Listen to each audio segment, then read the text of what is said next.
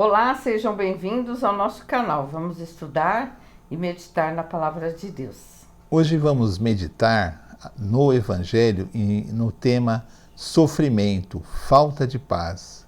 Sofrimento e falta de paz. Vamos nos basear nos trechos do Evangelho, 2 trechos do Velho Testamento, um trecho no Novo Testamento. Amém? Amém.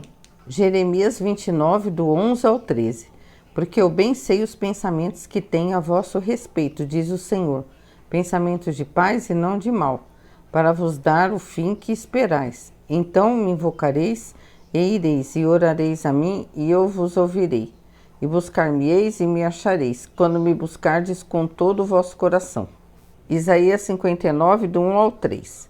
Eis que a mão do Senhor não está encolhida para que não possa salvar, nem agravado o seu ouvido para não poder ouvir. Mas as vossas iniquidades fazem separação entre vós e o vosso Deus, e os vossos pecados encobrem o seu rosto de vós, para que não vos ouça. Porque as vossas mãos estão contaminadas de sangue, e os vossos dedos de iniquidade, os vossos lábios falam falsidade, a vossa língua pronuncia perversidade. João 5, do 2 ao 14. Existe em Jerusalém, perto da Porta das Ovelhas, um tanque, chamado em hebraico Betesda, tendo 5 pavilhões. Nestes ficava grande multidão de enfermos, cegos, mancos e paralíticos, esperando pelo movimento nas águas. De certo em certo tempo, descia um anjo do Senhor e agitava as águas. O primeiro que entrasse no tanque, depois de agitar as águas, era curado de qualquer doença que tivesse. Estava ali um certo homem, enfermo havia 38 anos. Quando Jesus o viu deitado, e sabendo que estava assim havia muito tempo, perguntou-lhe: queres ser curado? O homem enfermo queixou-se: Senhor, não tenho ninguém que me ponha no tanque quando a água é agitada, pois enquanto estou indo, desce outro antes de mim. Ordenou-lhe Jesus: levanta-te e apanha o teu leito e anda. Imediatamente o homem ficou curado. Pegou seu leito e andou. E aquele dia era sábado. Por isso disseram os judeus aos que fora curado: é sábado e não te é permitido carregar o leito. O homem respondeu a eles: aquele que me curou ordenou-me: apanha o teu leito e anda. Então lhe perguntaram: quem é o homem que te disse: apanha o teu leito e anda? Mas o homem havia sido curado, não sabia quem era, pois Jesus tinha se retirado, sendo que havia uma multidão naquele lugar. Mais tarde, Jesus o encontrou no templo e lhe disse: veja que já estás curado, não voltes a pecar. Amém. Então a Noemi leu 3 trechos da Bíblia, né? Um trecho no Evangelho de João, onde Jesus vai curar uma pessoa que estava enferma. E ela permanecia enferma já há 38 anos, sem poder andar, e ficava ali no tanque esperando que as águas se movessem para que ela fosse curada, né? Conforme a tradição ali daquela época, não é? E Jesus vai ali e vê aquele homem doente e o cura. Ele é curado por Jesus, ele anda, ele tem a sua vida devolvida, não é?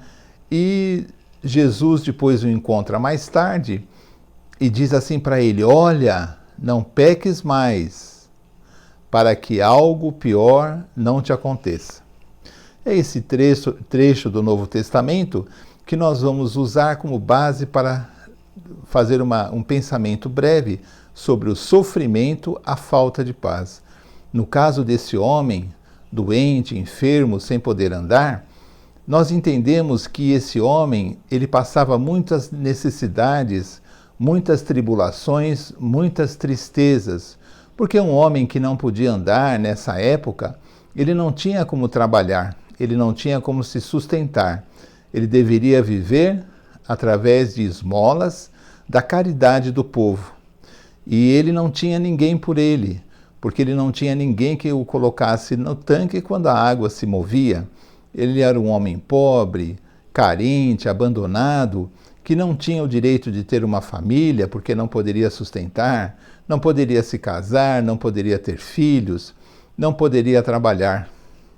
Ele estava num sofrimento, numa terrível provação. Até que Jesus o viu, depois de 38 anos que ele estava doente, Jesus o viu, o libertou. Mas o ensinamento mais importante dessa passagem que nós temos que observar, e nós temos que observar para as nossas vidas, é esse no final, quando Jesus o encontra e Jesus ensina a ele e a nós: olha, não peques mais, para que algo pior não te aconteça. O que nós aprendemos aí? Que o pecado, um pecado que ele conscientemente cometeria, agora que ele tinha encontrado Jesus, estava saudável, mas se ele cometesse um pecado consciente, vivesse em pecado, em perversidade, longe de Deus, a situação dele poderia mudar e ele ficaria no estado pior do que aquele que ele estava quando Jesus o encontrou. O que poderia ser pior? Ele era um homem que não podia trabalhar, não podia andar, estava sozinho, precisava mendigar. O que poderia ser pior? Mas Jesus diz para ele: olha, se você viver em pecado, se você pecar conscientemente, o seu estado ficará pior do que aquele. Então você veja a lição de Jesus. Muitas vezes nós temos um sofrimento, uma falta de paz muito grande e não sabemos o motivo, e não sabemos a razão. Será que nós também não temos uma vida onde não largamos um pecado, onde não largamos alguma coisa que fere, que ofende a lei de Deus? No outro trecho que a Noemi leu, no Velho Testamento, no profeta Jeremias, capítulo 29, no versículo 11, Jeremias está falando com o povo de Israel, não é? Mas poderia ser para nós também. E Deus diz assim, olha como Deus pensa, né? E aí Deus fala assim, olha, porque eu sei os pensamentos que tenho sobre vocês.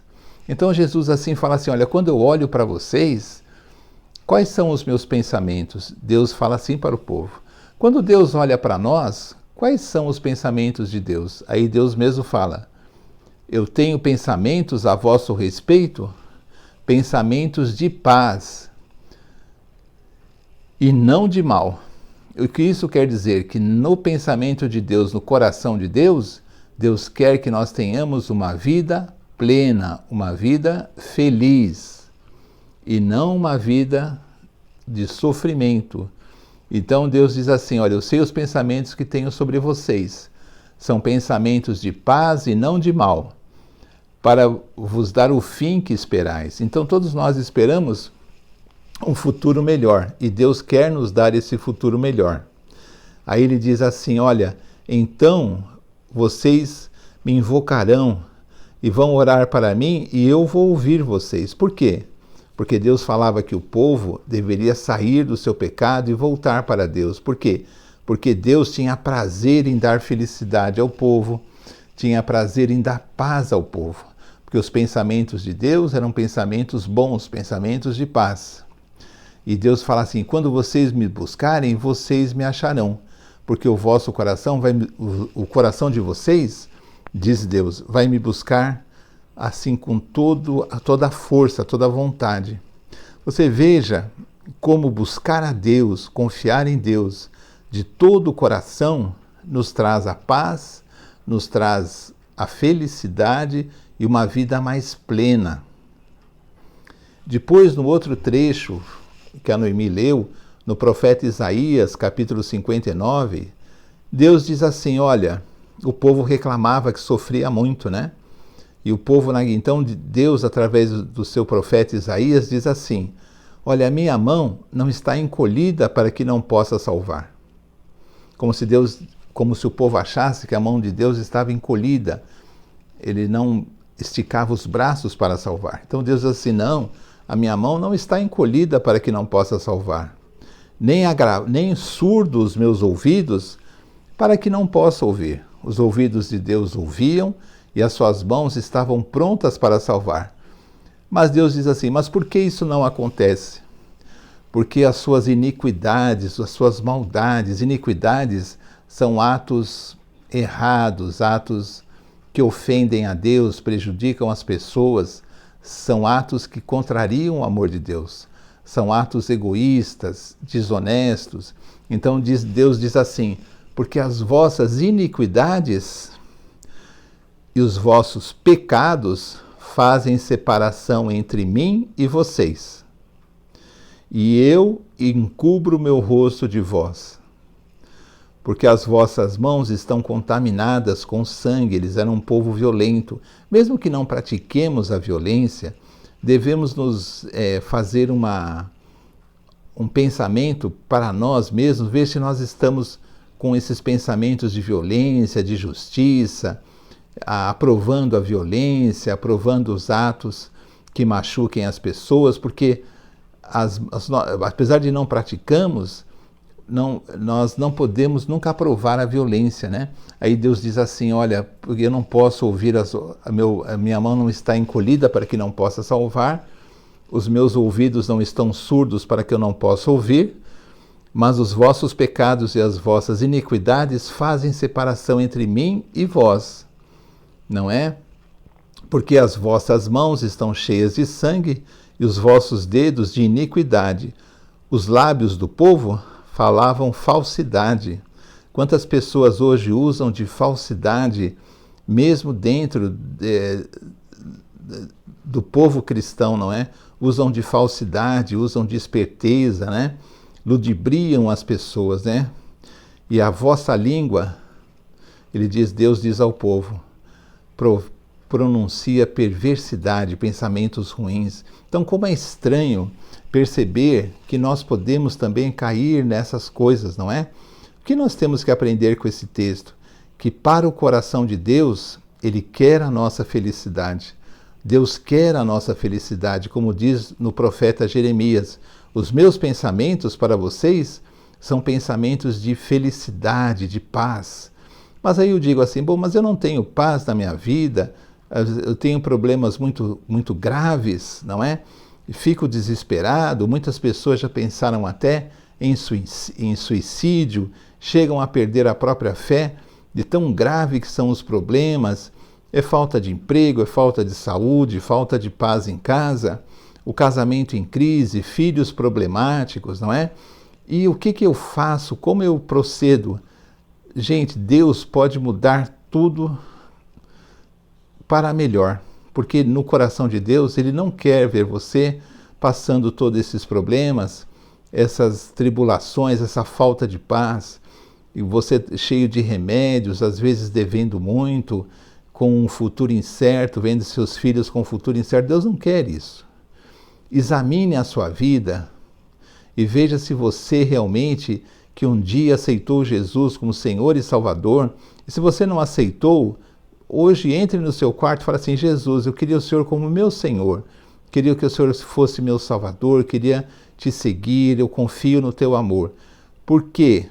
Porque a Bíblia diz que se você fizer isso e se esforçar para consertar a sua vida, não permita que a sua boca seja um instrumento de ódio, de fofoca, de destruição, falando mal de um, falando mal de outro, se regozijando no que é ruim, desejando a morte de pessoas. Não. Use a sua boca para abençoar, para falar bem, para cantar, para agradecer a Deus pela vida, pelos filhos que você tem. Use a sua boca para louvar a Deus e agradecer pela vida. Deixa que as pessoas vejam que você é uma pessoa que tem um espírito de bênção, de amor, de caridade, que você realmente é uma bênção nas mãos de Deus. Por quê? Porque se você agir assim, Jesus, como visitou aquele homem doente no tanque e o curou, Ele visitará a sua casa. E você também será curado, e você será libertado. Só que você, como homem do tanque, Jesus vai falar para nós, para mim e para você: não peques mais, para que algo pior não te aconteça. O pecado é um veneno mortal na nossa vida. O pecado tira a nossa paz, tira a nossa alegria, atrapalha os planos de Deus na nossa vida, como atrapalhou os planos de Deus para o povo de Israel, como nós vemos na Bíblia, não é? Então vamos pensar o seguinte: o que eu devo fazer? Eu não posso aceitar ter uma vida miserável, uma vida de doenças, uma vida de tristeza, de falta de paz. Eu não devo aceitar isso, porque Deus, Ele quer o meu bem, Ele quer a minha felicidade. mas eu preciso me arrepender dos meus pecados. Eu preciso amar, eu preciso ter uma vida que agrade a Deus e confiar em Deus, apesar de tudo. Mas aí me dizem assim, bom, mas Jesus disse que no mundo nós teríamos tribulações. Tribulação é uma coisa. Tribulação são as coisas do dia a dia. Tribulação é o dia a dia, a nossa vida. Tribulação são probleminhas, são coisas, ou uma doença, mas que eu sei, mas eu não perco a paz, a minha felicidade por essas tribulações, porque são do mundo. Eu estou no mundo. E Jesus diz assim, mas não é por causa do pecado, porque esse homem mesmo do Novo Testamento que nós lemos, ele estava há 38 anos enfermo. 38 anos, isso não é normal. Deus não quer isso para nós, isso não é uma tribulação. Isso é uma desgraça na vida de alguém. Então, o que eu devo aprender?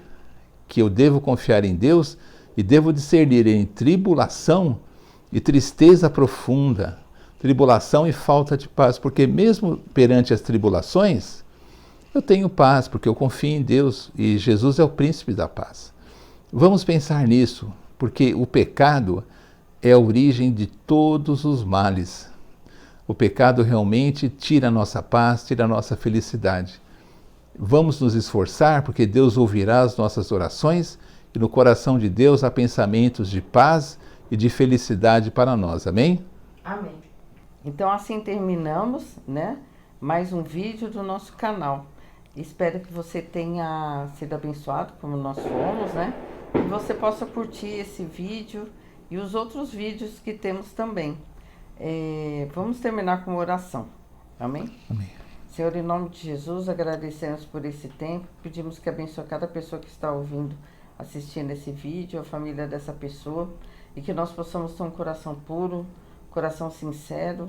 E se houver pecados na nossa vida que estão bloqueando bênçãos, bloqueando a nossa alegria, pedimos que o Senhor venha nos mostrar para que a gente possa dizer não ao pecado, a gente possa sair do erro e ter uma vida de acordo com a sua vontade, uma vida abençoada e feliz, segundo a sua vontade.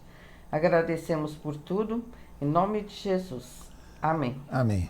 Então vamos meditar nessas palavras, né, para pedir a Deus que nos livre de todos os pecados que podem estar bloqueando a nossa alegria, como é o caso desse homem, né, 38 anos preso numa enfermidade por conta de pecado, diz ali na palavra, né? Então vamos meditar nisso, amém? Amém. Até o próximo vídeo, se Deus quiser. Tchau, tchau. Tchau.